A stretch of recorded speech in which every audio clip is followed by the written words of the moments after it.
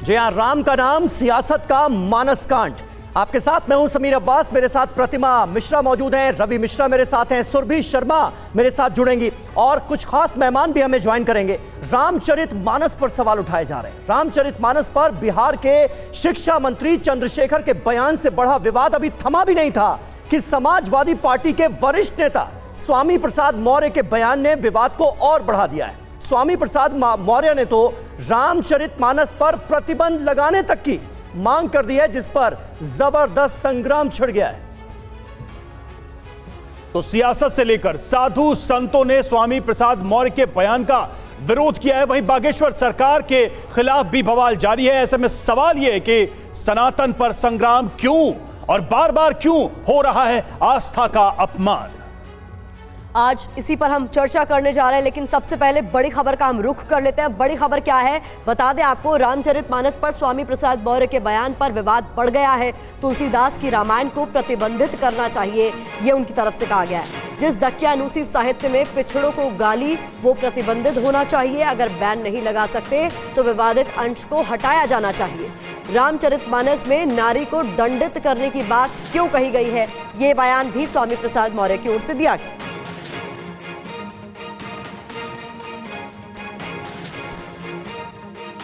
जो उसमें जात सूचक शब्दों का प्रयोग करके कुछ अपमानजनक टिप्पणियां हैं, जैसे जे बड़ाधम तेली कुम्हारा सुपच किरात कोल कलवारा। ये जितनी जातियों का जिक्र किया ये सब हिंदू धर्म की ही हैं। तो कौन सा धर्म किसी को अधम और नीच होने का प्रमाण पत्र देता है? ढोल गंवार शूद्र पशु नारी, यानी शूद्र पशु तो समझ में आता है, शूद्र और नारी यानी समग्र शूद्र समाज, जो हिंदू धर्म का चातुर्वर्ण है शूद्र, जिसमें आदिवासी दलित पिछड़े सब आते हैं, और सभी आबादी की आधी आबादी महिला नारी, इनको दंडित करने का प्रावधान किया गया। कौन सा पाप इन्होंने किया जो उनको दंड देने का? और जो अन्य लोग हैं, क्या सुपर वुमेन ने क्या उनको इससे मुक्ति रखा गया? आज धर्माचार कहते हैं नहीं, वो तो ताड़ना का मतलब शिक्षा देना। लेकिन जब ये चौपाई लिखी गई उसमें महिलाओं को, शूद्रों को शिक्षा का अधिकार ही नहीं था, शिक्षा से वंचित किया गया था। कितना भी ज्ञानी क्यों न हो, कितना विद्वान क्यों न हो, ज्ञान में दक्ष प्रवीण क्यों न हो, उसका सम्मान मत करिए। क्या यही धर्म है? तो ऐसे धर्म नहीं हो सकते जो किसी जाति वर्ग विशेष को गाली देता हो, जो जाति वर्ग विशेष के साथ सौतेला व्यवहार करता हो, जो जाति विशेष के लिए कुछ और एक वर्ग जाति विशेष के लिए कुछ और की बात करता हो, वो धर्म नहीं हो सकता। उन आपत्तिजनक तथ्यों को बैन करना चाहिए, जिससे कि तमाम जाति वर्ग विशेष के लोगों को इंगित करते हुए अपमानजनक टिप्पणियां की गई। स्वामी प्रसाद मौर्य का बयान आपने सुना और इसी बयान पर अब विवाद बढ़ता जा रहा है। अगली बड़ी खबर, जहां यूपी बीजेपी अध्यक्ष भूपेंद्र सिंह चौधरी की तरफ से कहा गया पहचान ही ऐसी है, एसपी ने कार सेवकों पर भी गोली चलवाई थी। समाज में वैमनस्यता, टकराव, तनाव की स्थिति पैदा की है और समाजवादी पार्टी की पहचान हमेशा हमारे प्रतीकों का अपमान करने की। समाजवादी पार्टी के समय ही, समाजवादी पार्टी के जो बड़े नेता थे माननीय मुलायम सिंह जी, उनके समय ही कार सेवकों पर बड़े गोलीकांड हुआ था। अयोध्या में बड़ी संख्या में कार सेवकों का नरसंहार हुआ था। इनको सनातन के धर्मगुरुओं को, सनातन परंपरा में साधना कर रहे लोगों को गाली देना एक फैशन सा हो गया है। सनातन के सामर्थ्य को बिना विज्ञान के तराजू पर तौले हुए कोई अगर उनको गाली देता है या उनको अपमानित करता है, ये दुर्भाग्यपूर्ण है। आप उन किताबों को मानते हो या ना मानते हो, आपको ये हक नहीं है कि किसी भी धार्मिक किताब का मजाक बनाएं। आपको सबकी आस्था की इज्जत करनी चाहिए। इसीलिए ये देश माना जाता है और इसीलिए ये देश इकट्ठा है। स्वामी प्रसाद मौर्य जैसे लोग जो है, भगवान की जरूरत उनको नहीं है, इतने ताकतवर हैं, संपत्ति से, बल से, मैंने सत्ता से इतनी ताकत है कि उनको भगवान की सहारा की जरूरत नहीं है। कहा जाता है कि निर्बल के बलराम, जो निर्बल है, जो कमज़ोर है, वही जो है राम का सहारा जो है तलाशता है। तो इन लोगों को आज़ादी है, इन लोगों को कोई ज़रूरत नहीं है राम की। तो देखिए राजनीतिक बयानबाजियां क्या हो रही हैं स्वामी प्रसाद मौर्य के बयान के बाद, ये हमने आपको दिखाया। हमारे साथ कई खास मेहमान इस वक्त मौजूद हैं, उनसे आपका तारुफ करा दें। सोलोमन जॉर्ज साहब हमारे साथ मौजूद हैं, ईसाई धर्मगुरु हैं। मौलाना हाजिक खान हमारे साथ मौजूद हैं, इस्लामिक स्कॉलर हैं। और जेके बेनीवाल साहब हमारे स्टूडियो में मौजूद हैं, हिंदू धर्मगुरु हैं। इसके अलावा हमारे साथ विपिन चौबे हमारे सहयोगी भी जुड़ेंगे। और लेकिन स्वामी प्रसाद मौर्य तो एक राजनेता हैं, समाजवादी पार्टी के वरिष्ठ नेता हैं, लेकिन रामचरितमानस पर टिप्पणी कर रहे हैं। लिहाजा जो साधु संत हैं वो उनके इस बयान को लेकर क्या सोचते हैं, कैसे देखते हैं, पहले ये देख लेते हैं और उसके बाद फिर करते हैं चर्चा की शुरुआत।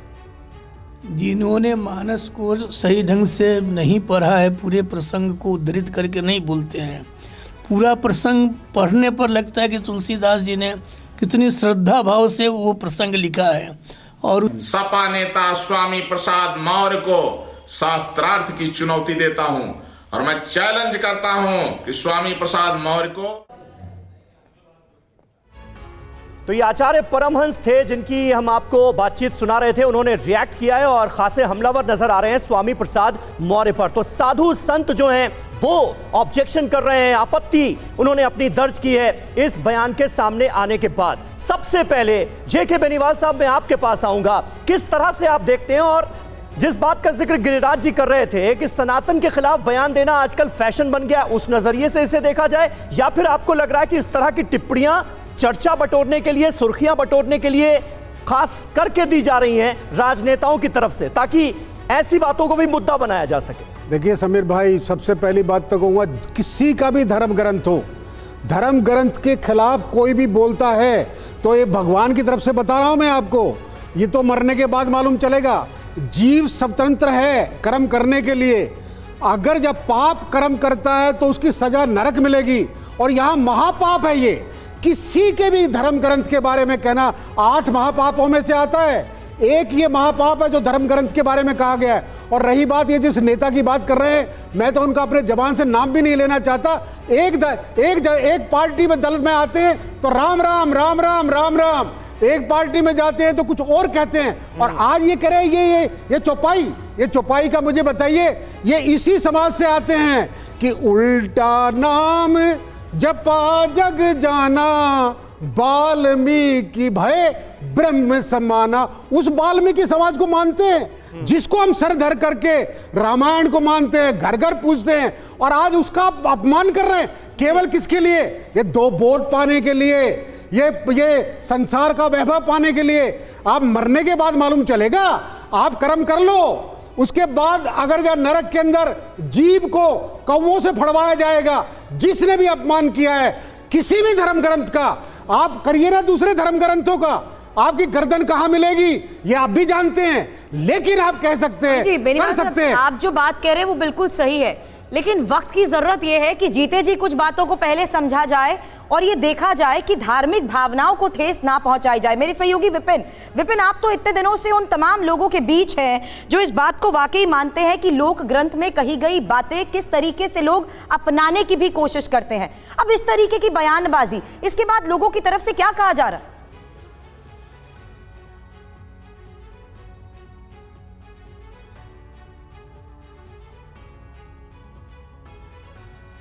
विपिन, शायद आपका माइक बंद है, हम आपके पास जल्द वापस जुड़ते हैं। ठीक है, हाजी खान साहब हमारे साथ मौजूद हैं। खान साहब, इस तरह की टिप्पणियों को आप कैसे देखते हैं? क्योंकि कुछ दिनों पहले इसी तरह का एक विवाद कुरान शरीफ को लेकर खड़ा करने की कोशिश की गई। वसीम रिजवी सुप्रीम कोर्ट तक पहुंच गए, कहा गया कि कुछ आयतें बदलवाई जाएं। हालांकि सुप्रीम कोर्ट ने उन्हें फटकार लगाई, जुर्माना लगाया। ये हो क्या रहा है? मतलब इस तरह की टिप्पणियां धार्मिक ग्रंथों को लेकर क्या मतलब आपको नजर आता है?